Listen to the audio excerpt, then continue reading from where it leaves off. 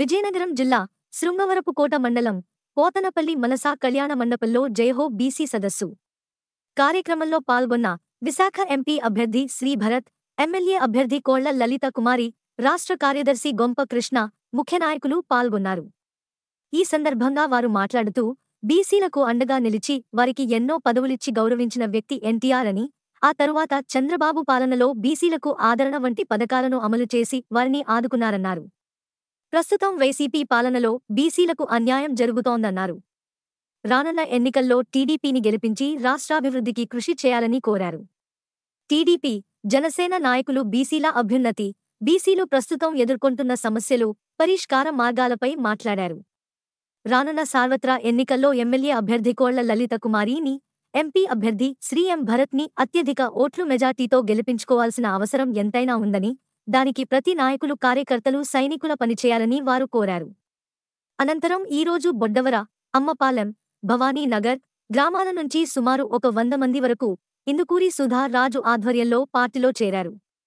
వీరిలో బొడ్డవర ఉప సర్పంచ్, వార్డు మెంబర్లు మరియు నాయకులు వైసీపీ పార్టీ నుంచి టీడీపీ పార్టీలో చేరారు.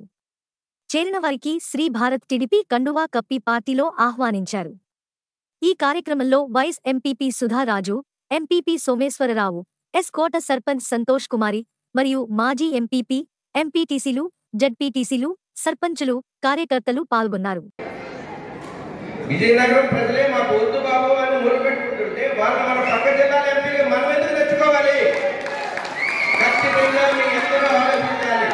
దీంట్లో కొంతమంది రాజకీయ లబ్ధి కోసం కులాల కార్డు వాడుకొని ఈ 5 సంవత్సరాల్లో అసలు ఈ నియోజకవర్గంలో ఏం జరుగుతుందో తెలియదు. ఎలాంటి అభివృద్ధి కార్యక్రమాలకి సహాయ సహకారాలు లేవు. కానీ ఎన్నికలు వచ్చినప్పుడు మాత్రం నాది ఫలానా కులం కాబట్టి మీరు నాకు ఓటేయండి అని చెప్పి మనందరినీ మోసం చేసి మళ్ళా మనం మీ అందరి దగ్గరికి వస్తారు. ఖచ్చితంగా మీరు చేరుకోకపోతే నష్టపోయేది మీరే, మనమే. మీరందరూ కూడా ఆలోచించండి. ఖచ్చితంగా నష్టపోయేది మనమే, ఆయనకి నష్టం లేదు. ఎందుకంటే రాజకీయాలకు సహజంగా ఎందుకు వస్తారంటే 3-4 విషయాల్లో వస్తారు. పేరు కోసం, ప్రజల సేవ కోసం, అలాగే ఆర్థిక లాభం కోసం, ఇలాగ చాలా కారణాలు ఉన్నాయి. ఆయనకి అన్నీ ఉన్నాయి. బాలకృష్ణకి అల్లుడు, లోకేష్ గారికి తోడల్లుడు, మూర్తి గారికి మనవడు, కావూరి సాంబశివరావు గారికి మనవడు. ఆయనకి లేని పేరు ఈ మనందరికీ తెలియదు. ఆయన అసలు ఏమీ లేకుండా కూడా గ్రామాల్లోకి వెళ్తే కొన్ని వేల మంది వెనకలు వస్తారు. నేను ప్రత్యక్షంగా చూసి కొన్ని సందర్భాలు ప్రస్తావిస్తాను. మేము లోకేష్ గారి పాదయాత్ర మొదటి రోజు కుప్పం వెళ్ళాం. సారు నేను మేమందరం కూడా కుప్పం వెళ్ళాం. లోకేష్ గారు నడుస్తూ ఉన్నప్పుడు వాళ్ళ బాగా తోపులాంటిగా ఉంది, జనాలు ఎక్కువగా ఉన్నారు, బాగా తోసుకొని నడుస్తున్నారు. సార్ మనం కొంచెం వెనకాల వాళ్ళందరూ ఫోటోలు గొడవలు చేస్తే లోకేష్ గారిని ఎంతమంది ఫాలో అవుతున్నారో ఆయన్ని కూడా దానికంటే తగ్గకుండా అంతే జనాలు ఫాలో అయ్యి 3,000 మంది అన్ని సభ్యులు. మేము నిజంగా నాకు కూడా ఓపిక లేదు. మనసు నుంచి తినిపించే వరకు నేను నడవలేని పరిస్థితి. ఆయన మాత్రం వేల మందికి సెల్ఫీలు ఇస్తూ రేపొద్దున ఏ పార్టీ వచ్చినా కూడా ఈ ఆర్థిక పరిస్థితుల్లో పరిపాలన చేయడం అనేది కష్టం. అది ముందు ఆలోచించి ఆయన బీజేపీతో కానివ్వండి, జనసేనతో కానివ్వండి పొత్తు పెట్టుకుని రేపు సెంట్రల్లో సపోర్ట్ ఉంటేనే ఆయన పరిపాలన చేయగలరని ఆలోచించి మరి ముందుకి అడిగేయడం జరిగింది. నిజంగా తక్కువ సీట్లు కూడా తీసుకుని ఖచ్చితంగా ఇక్కడ వైఎస్ఆర్సీపీని ఓడించాలి, తెలుగుదేశం పార్టీని చంద్రబాబు నాయుడు ఆలోచనతో ఆయన కూడా ఎంతో తగ్గి ఈరోజు ముందుకు వెళ్ళడం జరుగుతూ ఉంది. నిజంగా ఆయనకు కూడా సభాముఖంగా అందరూ ధన్యవాదాలు తెలియజేసుకోవాలి. ఎవరికైనా తెలుసా? చాలా మందికి తెలియదు. జగన్మోహన్ రెడ్డి గారు ఏదైనా ఒక మంచి పని చేశారంటే అది గడప గడప ప్రోగ్రాం. ఆ గడప గడప ప్రోగ్రాం లేకపోతే ఎమ్మెల్యే గారి పేరేంటో ఏముంటో ఎవరికి తెలియని పరిస్థితి. మరి అలాగే ఆయనకు కూడా ఏ ఊరు ఎక్కడుంది, ఏ ఊరు సర్పంచ్ ఎవరో తెలియని పరిస్థితి. అవునా కాదా? ఎందుకంటే పక్క నియోజకవర్గంలో ఒక 2 సార్లు పోటీ చేసి ఓడిపోయి ఓటు కూడా లేని పరిస్థితిలో ఆయన ఇక్కడికి వచ్చి మనకి పోటీ చేసి గెలిపించుకున్న అందరం ఏదో చదువుకున్న ఆయన అభివృద్ధి చేస్తారని. కానీ ఆయన గెలిచిన తర్వాత అధికారం ఒక హక్కుగా భావించి నేను ఎమ్మెల్యే, నేను చెప్పినట్టే వినాలని చెప్పి నడుచుకుంటూ మరి ఆయన కోసం ఎవరైతే ఆర్టీసీలో కష్టపడి పనిచేశారో మరి వాళ్ళందరినీ కూడా నిర్లక్ష్యం చేసి మరి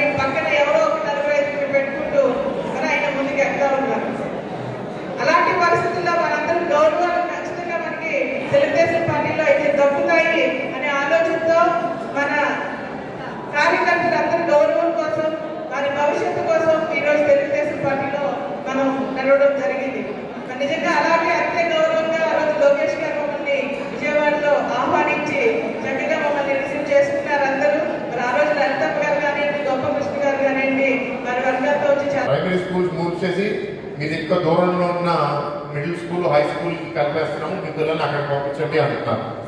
కొందరు పంపిస్తారు, కానీ చాలా మంది ఏంటంటే ఆర్థికంగా ఇబ్బందులు ఉన్న వాళ్ళు ప్రత్యేకంగా ఆడపిల్లల్ని పంపించారు అంత దూరం, వాళ్ళ స్కూల్స్ మానేస్తున్నారు. మరి వాళ్ళకి ఎట్లా లాభం జరిగింది? పై చదువులు చదవడానికి పీజీ రీఎంబర్స్మెంట్ స్కీమ్ ఇంకా ఈ ప్రభుత్వం ఆపేసింది, విదేశీ విద్యా స్కీము ఈ ప్రభుత్వం ఆపేసింది. వాళ్ళకి ఏంటి అంటే మీరు ఎవరు పై చదువులు చదవకూడదు అంటే మీరు ఆలోచించి మీకు ప్రభుత్వం మీరు ప్రశ్నిస్తే మళ్ళీ వాళ్ళకి ఇబ్బంది కదా, ప్రశ్నించే వాళ్ళు వాళ్ళకి ఇష్టం లేదు. వాళ్ళు చెప్పింది వినాలి, వాళ్ళు చెప్పింది చేయాలి. వాళ్ళు మిమ్మల్ని లాస్ట్ మినిట్ మీకు ఏదో డబ్బుల్లో మీరు ప్రలోభాలు పెడతారు, లేకపోతే కులపరంగా మీతో ఏదో చిచ్చులు పెడతారు, గెలిచిపోతారనేది వాళ్ళ ఆలోచన. ఇందాక కృష్ణ గారు చెప్పినట్టు ఓడిపోతే నేను బాధపడతాను, కానీ నేనేమి నష్టపోను. ఈ మూర్తి గారు చాలా కష్టపడి 1964లో విశాఖపట్నంలో వ్యాపారం పెట్టి ఆయన 2018 అంటే 54 సంవత్సరాలు ఈ ప్రాంతంలో ఆయన వ్యాపారం చేసి డబ్బులు సంపాదించి మాటించాడు. నేను ఓడిపోయినా నాకు ఇంకా నా జీవితం బాగానే ఉంది, నాకు అన్ని పోయినా నేను ఎక్కడికి వెళ్ళినా ఉద్యోగం తెచ్చుకునే ధైర్యం నాకు ఉంది, నాకు మంచి చదువు అవకాశాలు ఇచ్చారు. కానీ మీ అందరి పరిస్థితి ఏంటి? మీ పిల్లల పరిస్థితి ఏంటి? మిమ్మల్ని అందరినీ మొదట్లో అడిగిన ప్రశ్న ఏంటి అంటే ప్రతి ఒక్కరూ కోటీశ్వరులు అవ్వకపోవచ్చు, కానీ ఆ విధంగా మన పిల్లల్ని మనం చదివించుకుందాం, వాళ్ళని ఇంకా మనం ప్రోత్సహిద్దామని అందరికీ ఉండదు. మరి ఈ ప్రభుత్వం చేయకుండా పుట్టి అబద్ధాలు చెప్పి ఏదో మోసం చేయాలని ఇవాళ కూడా ఏదో స్పీచ్ లో మేము 2,31,000 ఉద్యోగాలు సృష్టించామని ఈ ప్రభుత్వం ఇప్పుడు చెప్తుంది. ఎక్కడ చూపించిందో ఒకసారి 4 సంవత్సరాలు జాబ్ క్యాలెండర్ లేదు, డిఎస్సి రిక్రూట్మెంట్ లేదు, గ్రూప్ 1 గ్రూప్ 2 ఎక్కడా లేదు. ప్రైవేట్ పెట్టుబడుల ద్వారా ఏదన్నా లక్షల ఉద్యోగాలు సృష్టించాలంటే విశాఖపట్నానికి వచ్చిన ఫ్రాంక్లిన్ టెంపుల్ కంపెనీని తిరిగి పంపించేశారు. బీచ్ రోడ్లు మన ప్రాంతంలో ఉన్న చిన్న చిన్న ఇరిగేషన్ ప్రాజెక్టులు చేయమని ఆనాడు చెప్పారు.